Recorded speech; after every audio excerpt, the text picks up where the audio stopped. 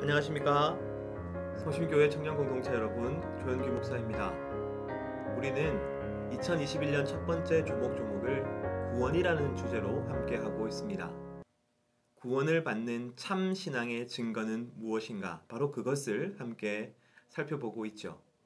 우리는 지난주에 그저 교회를 다니는 것만으로는 참 신앙의 증거가 될 수 없다고 함께 이야기했습니다. 그것뿐만이 아닙니다. 마태복음 7장 22절은 이렇게 이야기합니다.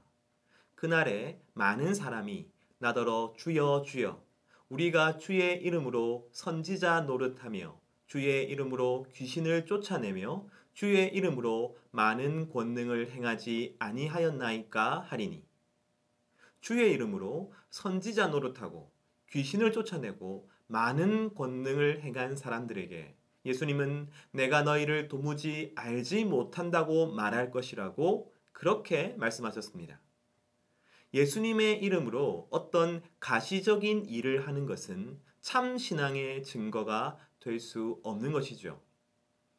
조나단 에드워드는 참 신앙의 기준으로서 베드로전서 1장 8절을 제시하고 있습니다. 예수를 너희가 보지 못하였으나 사랑하는도다.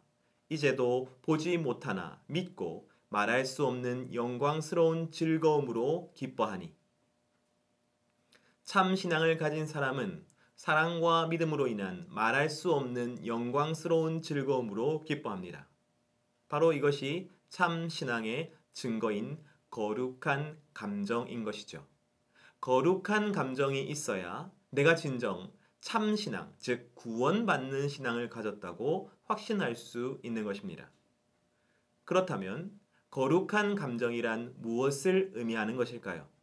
나는 과연 거룩한 감정을 가지고 있을까요? 조나단 에드워즈가 말하는 거룩한 감정이란 우리가 흔히 말하는 기분이나 느낌을 말하는 것이 아닙니다. 우리는 흔하게 이렇게 이야기합니다. 그 사람은 너무 감정적이야. 그 사람은 감정이 메말랐어. 그럴 때의 감정은 특별히 지성과 대비되는 의미로서 무엇인가 마음이 뭉클하고 울컥하고 눈물이 나고 열기가 느껴지는 기분 상태를 의미하는 것이죠. 혹은 그러한 기분 상태로 빨리 들어갈 수 있는, 쉽게 들어갈 수 있는 사람들을 의미합니다. 하지만 조나단 에드워즈가 말하는 감정, 거룩한 감정이란 지성을 동반하는 감정입니다. 그는 인간에게 두 가지 기능이 있다고 말합니다. 하나는 단순히 사물을 이해하고 지각하고 사유할 수 있는 기능입니다. 이성적 기능이겠죠. 다른 하나는 그렇게 지각하고 분별한 사물에 마음이 끌리거나 기울어지는 기능입니다. 감정적인 기능이겠죠. 이해하고 지각하고 분별한 그것에 마음이 쏠리는 것. 바로 거룩한 감정이란 이 첫 번째 기능과 두 번째 기능이 모두 온전하게 사용되는 것을 말합니다. 첫 번째 기능인 이해와 자각이 없이 감정이 끌어오르는 것은 단순한 열정입니다. 예를 들면 첫눈에 반해서 자기도 모르게 사랑하는 감정이 끌어오를 수 있는 것이죠. 우리는 그러한 감정을 순수하다고 생각하는 경향이 있습니다. 그러나 조나단 에드워즈의 거룩한 감정이란 절대로 그러한 단순한 감정이 아닙니다. 지성과 분별력과 이해를 가지고 무엇인가를 알아야 합니다. 그리고 그 알물 바탕으로 사랑하게 되고 아끼게 되고 기울어지게 되는 것이죠. 거룩한 감정이란 지성과 분별력과 이해를 가지고 하나님을 아는 지식을 가지는 것이고 그 지식에 근거해서 하나님을 사랑하게 되고 끌리게 되고 하나님에게 마음이 기울어지게 되는 것. 바로 그것이 거룩한 감정인 것이죠. 베드로전서 1장 8절을 다시 한 번 더 떠올려 봅니다. 이 편지의 수신자들은 예수님을 본 사람들이 아니에요. 바울도 마찬가지였죠. 예수님을 만나지 못했습니다. 예수님이 승천하시고 난 다음에 예수님을 믿게 되었기 때문입니다. 그런데 그는 예수님을 보지 못했지만 예수님에 대한 이야기를 듣습니다.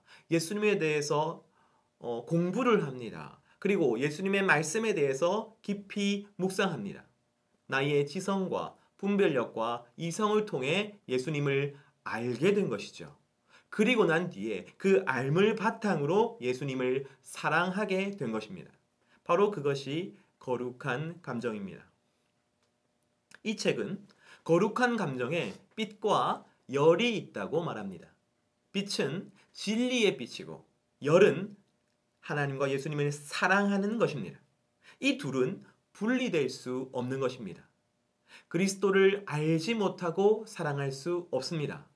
그리고 그 알미란 단순하게 한 번 아는 걸로 그치는 것이 아니라 계속해서 지속되어야 하는 것이죠. 예를 들어 봅시다.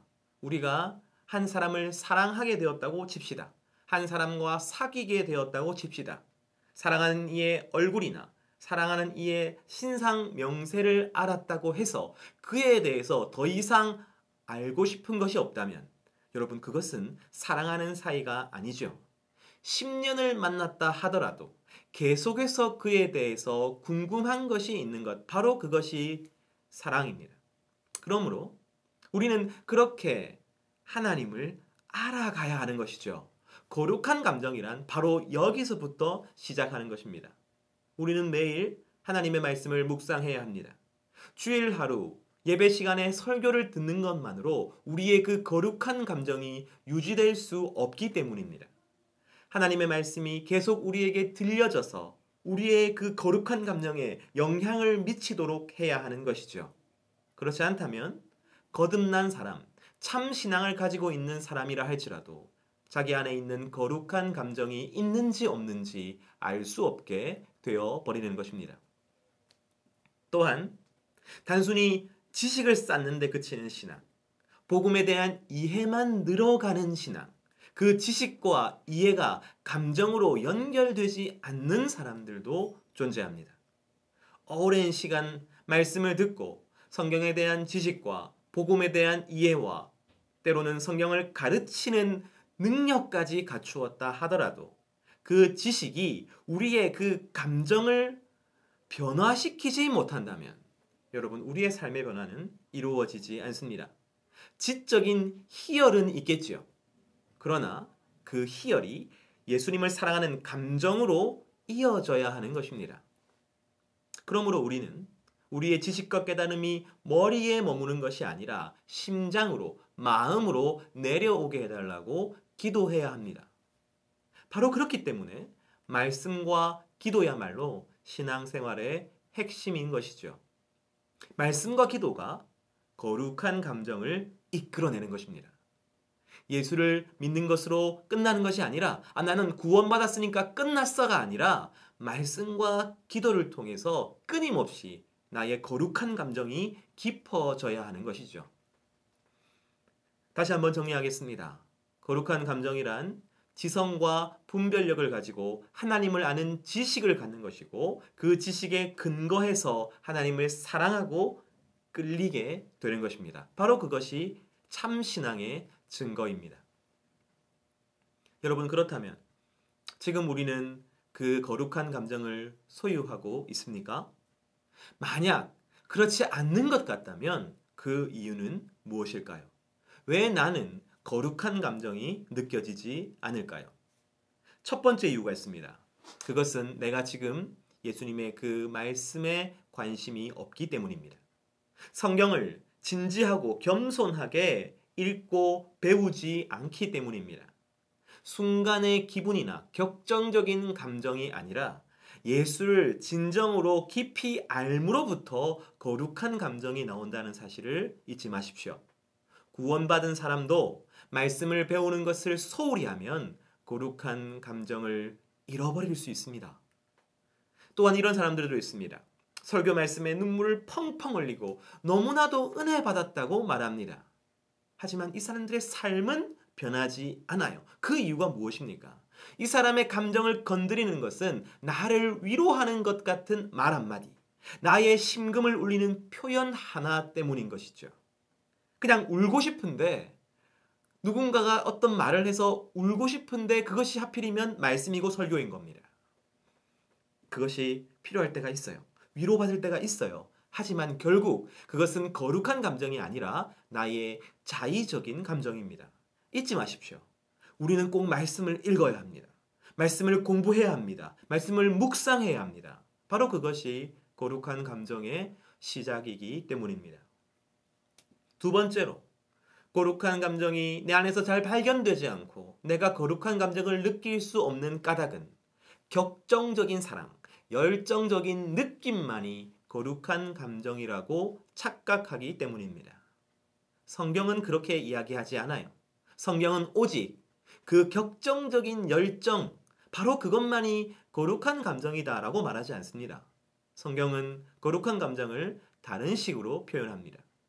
성경에서 가장 많이 등장하는 거룩한 감정은 경외함입니다. 하나님을 두려워하는 것이죠. 하나님에 대해서 알고 배우고 깨닫게 되니까 너무나도 자연스럽게 하나님을 두려워하게 되는 것입니다. 그리고 무엇이 있을까요? 죄에 대한 혐오가 있겠죠. 죄에 대한 두려움이 있을 것입니다.